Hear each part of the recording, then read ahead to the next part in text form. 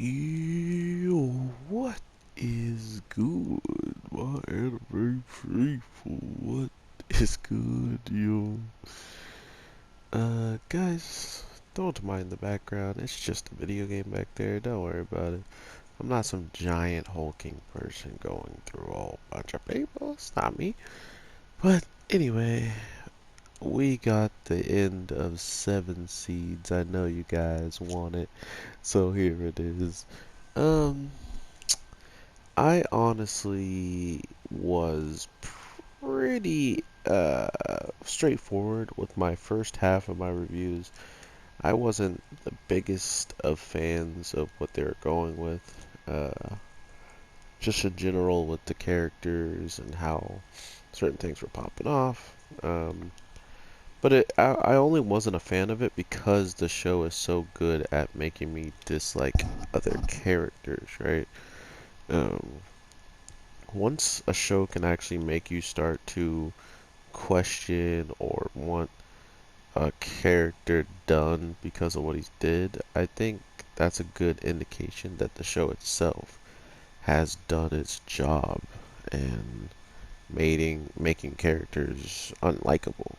Because just like how you make likable characters, you have to make unlikable ones. And if you can't make good unlikable characters, then usually you have a misbalance in your show, in my normal looking out in. And to see characters I truly hated become relatively like good, and I wanted to see them shine, was weird, right? Like I wanted to see them do practically what they were, put on this island to do in the first place, was to make sure everybody kind of coexisted right and didn't just end up all dying within seconds of being in this new world, which they didn't really help much. They just took care of themselves,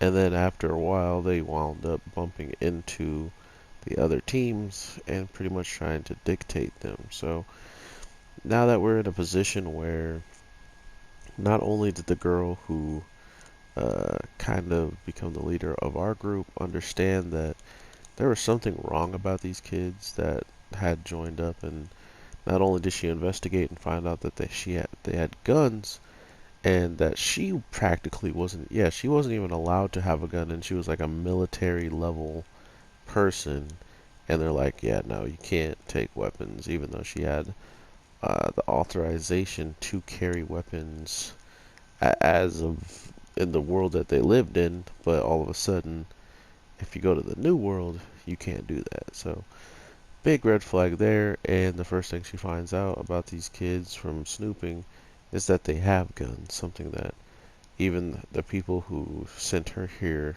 was pretty much telling her that she can't have. So it was a big flag for her to be on guard. Not to mention she was the only one who really caught on to this calling card this guy was leaving every time he would attack one of the group members. So it was just a big mixture of us understanding just who and why certain people can't be trusted. But at the end of this, episode 8 through 12, it just flips it all on its head. Sure, it feels like we still can't trust them. Sure, it feels like there there's only so much they can offer right now. But to be fair, these guys actually showed up, and these guys actually made me want to believe in them.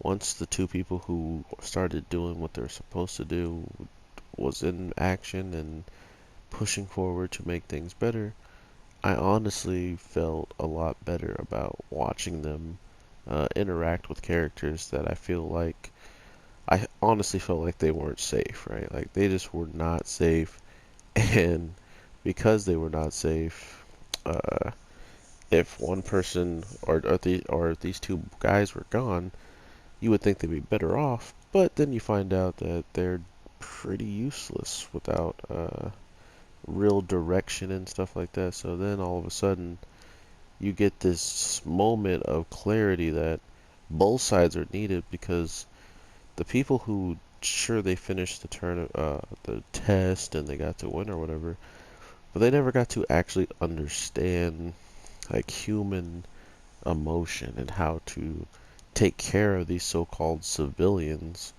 that they were going to just kind of uh, you know, lounge over and act like they were better than. But now that they have a better understanding that not only can the like flunkies of the flunkies, bring you some type of helpful advice or just help in general, they have to definitely take that into consideration for the rest of the time, just because that was not something I expected them to just flip on a dime.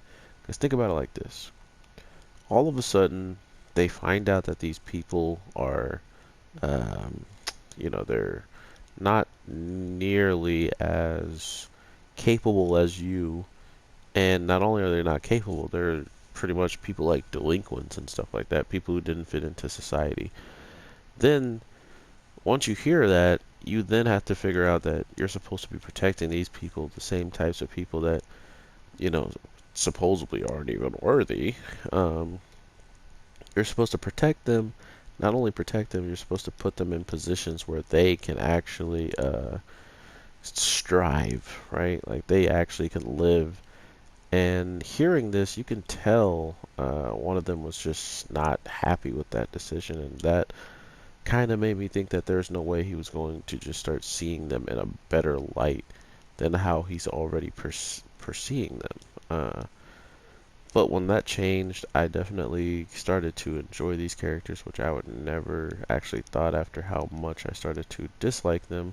And like I said, the show is good at making dislikable characters, which is not always that easy, but now that they're likable, that means something much more sinister is in work here, because not only is Hana still alive and kicking, it puts into perspective just how fast and wild and loose everything got at the first time they ran into her. And imagine the the actual like thought process or just the feelings that the guy is gonna feel about his girlfriend not only being left in a river to pretty much drown and die, but was almost forcibly uh, taken advantage of by the same person our main guy is making the best friends with. That is pretty amazing when it comes down to just playing with our emotions, right? Like that is messed up that he's in a position now where he kind of has to just never know what this guy is actually thinking, what he's actually done. Because if he actually knew, it would be a whole different story. There would be no camaraderie. And instead of the guy who was leaving all the cards around, our swimmer would have been leaving cards every time he tried to attempt to kill that guy. So, yeah, it's very, very interesting in that regard. They're just putting out there that not only is everything wild and crazy right now, but regardless of who you are and what you've done, if you don't share that information, you can fit in practically anywhere. You could just slip right into the cracks and not even no one know that you're that bad. And we finally got uh, the overall jump of, hey, we need to understand what is wrong with this guy. Is he ever going to get past the loss of the person who he pretty much blamed himself for killing? Is all of that going to happen? And if not, then what are they going to do with him if he keeps having these illusions, keeps seeing that person that he feels like let down and all that stuff? How is this going to play out? And by finally letting him cope with it and understand just why it happened or how it happened was definitely good for the character and really made this whole submarine or this boat situation even better just by seeing them come through and figure it out as a squad. So I hope the best for it, but to be fair, it feels like from season 1 to season 2, it's definitely a little bit more lackluster because there's less characters they're willing to just kill off and just be down with, like, oh, let's just get rid of this character, whatever, bye. Seems like that's a lot harder thing to do now that they establish a lot of these characters and that they just have a lot of them growing on the community. So we will see how all of this plays out. I definitely don't know what I expect, but at the end of the day, I highly suggest checking this show out. Just if you're into like the mood of seeing some crazy stuff popping off and some interesting evolutionary stuff, because in my defense, this was one of the more crazier things that if it happened and everything evolved the way it did, I would definitely want to be an Ahana at that moment. Like, she definitely is catered to this world and she enjoys it, even if she feels so bad about what happened to one of the little ones that she was traveling with all the time. And she wasn't even trying to travel with them. They pretty much just grew attached to her and wanted to be around her. So to all of a sudden uh, meet up with her actual friends and stuff like that, and they become the threat, that was harsh, man. It was hard to see that. But as a whole, I really did enjoy Seven Seeds. It had me so mad in the case of it ending that I saw that was on the last episode and I had to actually go back and see if I messed up and missed an episode because it did not feel like I had watched that many episodes already back to back. So if it has that type of effect on me and I'm feeling like there's still more to see and I might have missed something, it's just because I wanted it to last longer than it was actually going to. So take that as you will. I did want to see more, but as the last season ended, it came back relatively quickly, so hopefully that's the case yet again. If not, I will maybe, still be doing this whole YouTube thing after all this. To be fair, I don't really need money and status from all this. I'm doing it for fun, and I've been doing it for fun. If I wasn't just doing it for fun, I would already told you guys how much I need upgrades and pay for my Patreon, and you know what I mean? Like, I don't have none of that stuff. Just because I love to come home and talk about anime, because I know you guys will be here willing to listen to it, and that's truly all I can ask for. So, if I can be a voice that you hear for once, these couple of minutes or whatever, that's awesome. And I hope you guys are having an amazing day, night, evening, or just staying safe and healthy. I truly do appreciate you guys just even giving my videos a click. That's more than enough for me. If you guys are subbed and all that stuff, thank you so much. But to even just click the video just because you want to see what's going on or you want to check up on me and see how I'm sounding and whatever, thank you, thank you. But don't feel obligated that you have to do anything for me, my anime people. I will always be trying to drop something because I truly just enjoy it.